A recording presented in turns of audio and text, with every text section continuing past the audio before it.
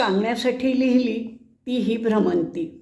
भ्रमंतीतील भन्नाट अनुभव, मुलाखती आणि भेटीगाठी आणि या सर्वातून एका सच्च्या भारतीय युवकाला होत जाणारी भारताच्या भयावह प्रश्नांची प्रलयंकारी जाणीव आणि त्यांचे भान.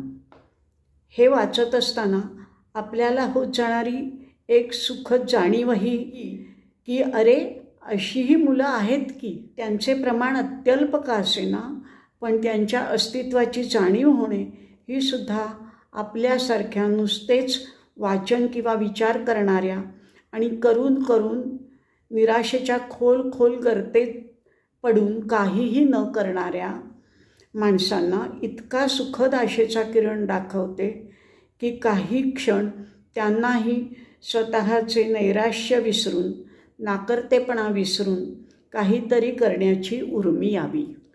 निरनिराळ्या प्रश्नांचा व समस्यांचा अभ्यास करत करत त्यांचा शेवट त्याने स्वयंसेवी संघटनांपाशी केला आहे. या सर्व स्वयंसेवी संघटनांना एकत्र बांधण्याचे एक व्यासपीठ किंवा पूल कसा तयार करता येईल याबद्दल चर्चाही त्यात आलेली आहे. पण हे करत असताना त्या स्वयंसेवी संघटना या एकेका माणसाच्या अंतर्गत उर्मीतून निर्माण झालेल्या असतात हे विसरून चालणार नाही. त्यांना एकत्र आणताना ती उर्मीच नाहीशी होण्याचा संभव टाळता येत नाही. पण मला आश्चर्य वाटले ते अशा मॉडेलचा विचार करताना त्याला संघाची आठवण कशी काय झाली नाही याचे. संघ स्वयंसेवकांनी स्वतंत्रपणे उभारलेल्या स्वयंसेवी संस्थांचा उल्लेख त्यात आहे. पण मग त्या संस्थांचे आणि संघाचे जे नाते आहे ते मॉडेल म्हणून विचारार्ह आहे असे का वाटले नाही? जेव्हा संघ काहीही करणार नाही तरीही सर्व काही झाले पाहिजे असे म्हणतो, तेव्हा तो कार्यकर्त्यामधल्या या स्वयंस्फूर्त उर्मीलाच साद घालत नसतो का?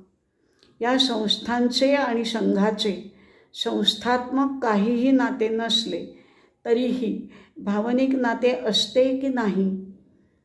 वैचारिक मतभेद बाजूला ठेवूनही या मॉडेलचा विचार करण्याजोगा आहे असे वाटते. प्रत्येक जागरूक विचारी माणसाने, सामाजिक कार्यकर्त्याने वाचावे असे हे पुस्तक त्यांच्यापर्यंत पोहोचवावे असे तळमळून वाटले, म्हणून हा लेखन प्रपंच.